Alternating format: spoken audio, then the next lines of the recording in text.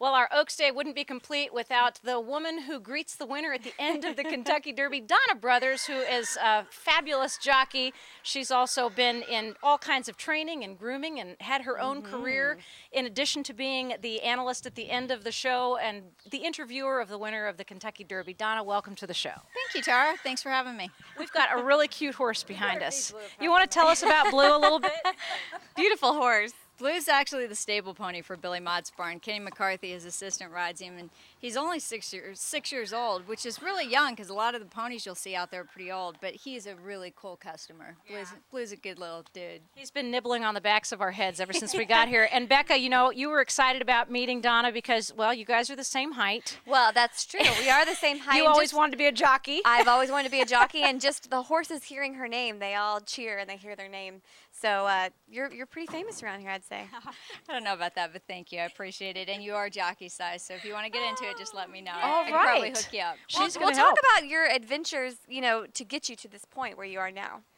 Well, as you know, I started off as a jockey, and I did that for 12 years. I retired in 1998 from being a jockey, and then I married my husband, Frank Brothers, who was a horse trainer. He retired in the spring of 2009, and I got into doing the television, mostly on-track stuff at first in 98 and 99 for Fairgrounds and Churchill Downs.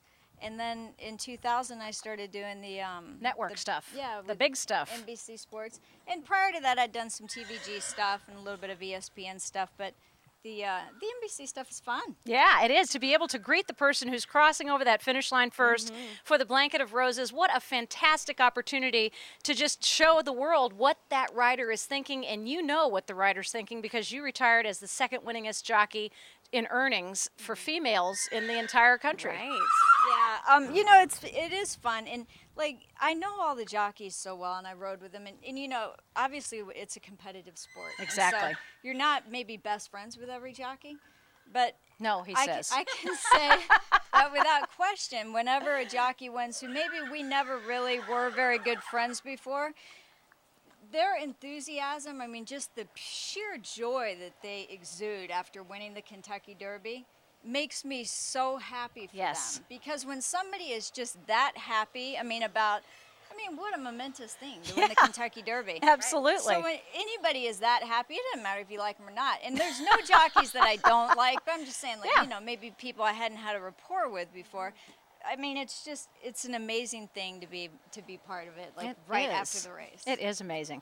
Becca and I were talking about the fact that there are so many beautiful racehorses out here, and you said they each have a personality. Well, you can see this guy's personality, and he's not a thoroughbred. They're all different. But Blue's an eater. That's his personality. And thoroughbreds are a lot different animal to ride. You've said you've ridden all kinds of horses. Yeah. Thoroughbreds are some of the most challenging in the world, but some of the most rewarding. Yeah, I'll give you an example of so whenever you ride a horse there was a horse in particular named Trick Artist that was going 2 turns for the first time, which means he was going to run a route of ground. He had always sprinted, and he had always gone to the front.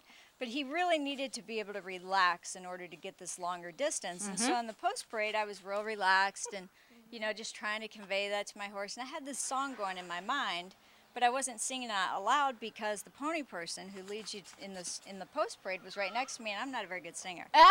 And so the gates open, and this song is still in my mind, and now it's just me and Trick Artist, and I'm still just trying to get him to relax. And I just start not even thinking about it, singing the song to no one other than myself. I love it. As soon as I started singing the song, his ears went straight back. That means that the horse is not happy about something. And so it never occurred to me it could be my singing. No, of course not. So I just paused for a minute to think, what is wrong with him? And as soon as I paused, his ears went back up. I'm like, okay, whatever it is, it's gone. And so I go back to singing. Boom, ears straight back again. Needless to say, Trick Artist did not like my singing, so I stopped, and he won. Excellent. Great horse stories, and there are thousands of them that you can share with us. Yeah, and, you know, I mean, also you learn so much from them just in the post-parade. A lot of times when a jockey gets on a horse, the first time they ever get on him is for the race. And so in the post-parade, you can tell by how they like your hands to be, you know, do they like them up? Do they like them forward on the neck? Do they like them way back here? And I rode a horse one day for David Carroll named Mushroom Tea, and he said the horse needs to be on the lead. You got to send him out of there.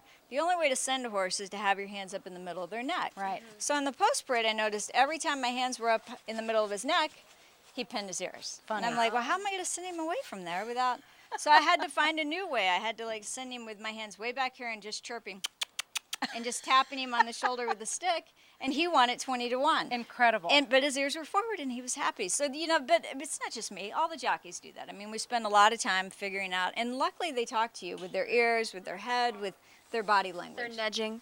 Yeah. All right, Becca wants to become a jockey. What does she have to do Yes. to get into shape? Because the smallest athletes control the largest athletes. Very a true. 100-pound person controlling a 1,000-pound horse. Yeah. What does she need to do to get ready? It's going to take a little while. You look like you're thin, so you don't have to worry about losing weight, so that's good. But when I started riding, I had been getting on horses in the morning, exercising horses for 4 years prior to riding my first race, and it still took me 6 months to get fit, like to really feel like I wasn't exhausted after riding a race. Amazing. And so, yeah, like running, cardiovascular is good. You know, squats, anything you can do to strengthen your quads, and then, of course, your arms and rowing. You know, they say pound for pound jockeys are the strongest athletes. Absolutely. But I think also pound for pound, you know, the horses contend. Pretty amazing. He's trying Very to eat true. my slicker, which I love. Donna Brothers, we thank you so much for taking Thank the you time. so much, And yes. Blue, thank you. Oh, He's such a ham. More from trackside. We're going to continue on with our Oaks Day special on WBKI's Louisville Live.